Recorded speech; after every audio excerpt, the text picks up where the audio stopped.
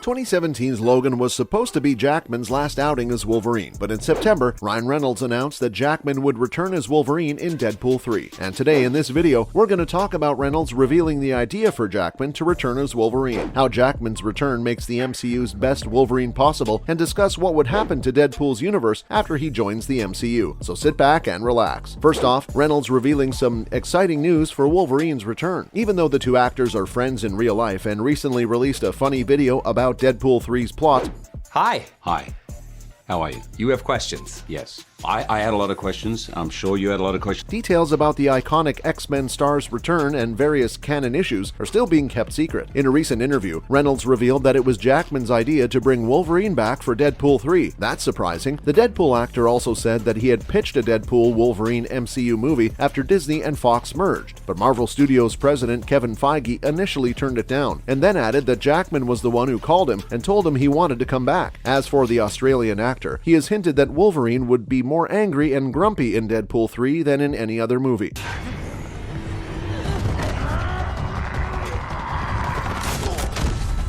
We think Logan's no attitude will be the exact opposite of Deadpool's carefree attitude, and quick-fire jokes will set them up for verbal fireworks because of how different they are. And aside from what is sure to be a funny back and forth, Jackman also suggests that the two will fight at some point in Deadpool 3. This could be a hint at a brutal fight in which Wolverine uses Deadpool's advanced healing factor to cut him up. And as in most buddy cop stories, two characters with different personalities spend half the story arguing with each other before they finally work together to fight the real bad guy. But who will be the main bad guy in the upcoming crossover still has to be seen, and we can't wait anymore to have our first look at them. Next up, Jackman's return makes room for other things to happen. We think Hugh Jackman's return as Wolverine in Deadpool 3 could set up the best version of the character in the MCU, even if it's not his. The story that will most probably be used for Jackman's return to Deadpool 3 is still a secret, but according to what Reynolds said in the announcement video, Logan died in Logan, and they're not going to touch that.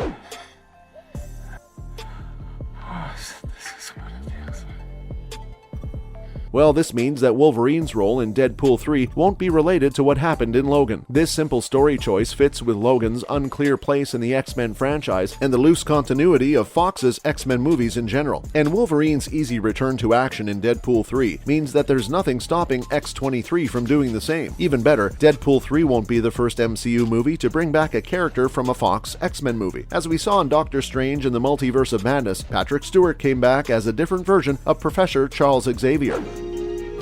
Professor Charles Xavier. That's not how Strange died.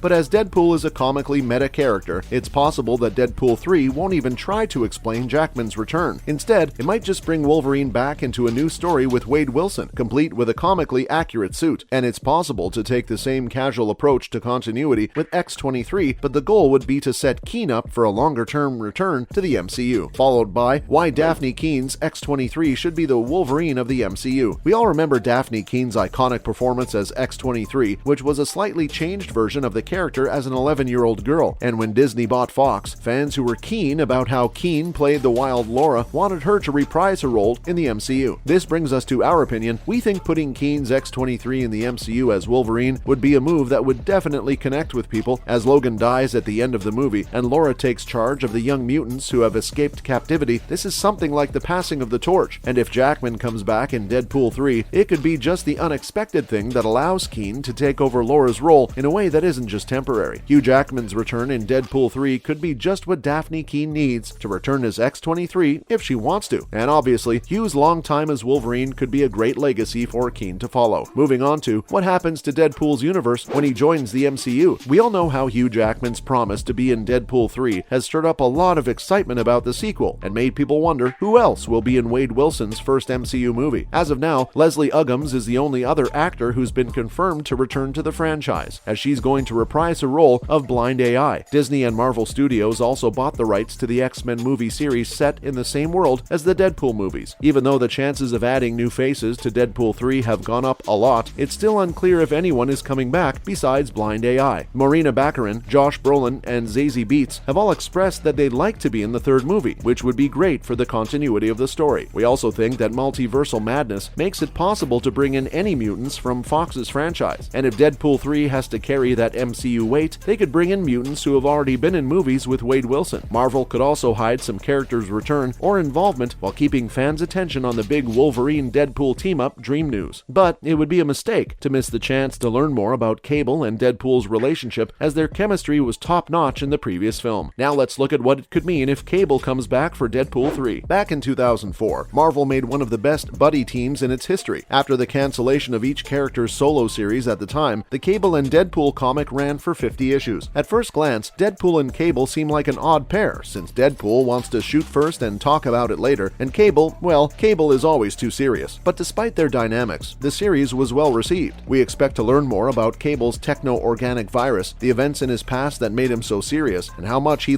hates Wade. Unlike most of Deadpool 2, letting Deadpool and Cable spend more time on screen together as allies would give MCU moviegoers more memorable comic book moments. Since Sir Patrick Stewart made a brief appearance as Professor Xavier in Doctor Strange and the Multiverse of Madness, more speculation has been about when and how more mutants will appear. And because Cable can go back in time, and as he's Cyclops' son from the future, the writers can use exposition to introduce more mutants. As for Deadpool, his tendency to talk to the audience about how there aren't any X-Men in his movies might finally pay off, and his use of time travel to change his own movie origin story could be used to explain why the X-Men from the Fox movies aren't dead, and how they can show up in the MCU. But what we're not sure of is how the studio is going to address Thanos playing another character. Coming up next, Domino being a part of the MCU. Luck has a lot of cinematic value in Deadpool 2, as said by Deadpool himself, and if Zazie Beetz reprises her role in Deadpool 3, it could mean another fun and powerful team-up on screen. Domino's reputation in the comics is what would give her a place in the larger MCU, even though Beetz' charm in the role is enough to get her through every scene dangerously yet gracefully. As for the mutant, Domino was created by secret government breeding programs and is well known for her time with X-Force, not the parody we saw in Deadpool 2. And it goes without saying that having Domino and Cable back together in Deadpool 3 hints at another X-Force conclusion that would give both characters a place in the MCU. Last but not least, can the MCU have its own X-Force? As we mentioned, Kevin Feige and Marvel Studios finally have a chance to use a treasure trove of powerful characters and interesting stories. Since they bought 20th Century Fox, they also have the rights to the shelved X-Force project and can bring in popular mutants like Olivia Munn's Psylocke from X-Men Apocalypse. The MCU has a lot of mutants that haven't been introduced yet, but could be used to build on Cable and Domino. And our heartthrob Ryan Reynolds has already shown that people will watch R-rated superhero movies. It's also clear that Marvel would make a lot of money at the box office if they had a Black Ops team that did whatever it took to protect the mutant kind. And we think Deadpool 3 could bring back X-Force for good this time and build on the idea of introducing other X-Men that have been missing from the MCU so far. That's all for this video. Are you excited about Hugh Jackman's return as Wolverine? And do you think it's time for the MCU to have an X-Force team? Let us know in the comments below. Don't forget to like this video and subscribe to our channel for more exciting content in the future. Thanks for watching. See you next time.